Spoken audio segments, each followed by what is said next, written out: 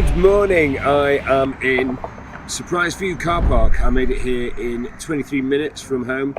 I'm not rushing either, but yeah, we can see the sun coming up behind me. It's just after 6:30 in the middle of September, and I'm going to check out Surprise View shortly. It's just over there. I'm not the first in the car park.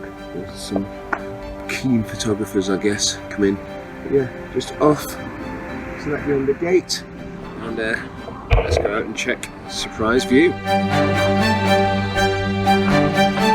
Okay, just walking up the short track to Surprise View, to the viewpoint. Over there is Owlator, which is also worth going to see. But you can see the sun's just coming up behind me now.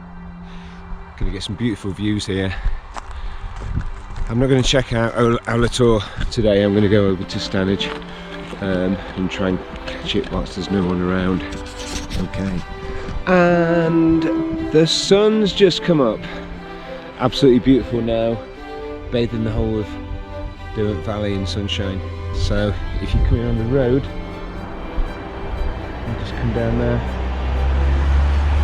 and treated to this amazing view just as you come around that corner there. And this is what it looks like.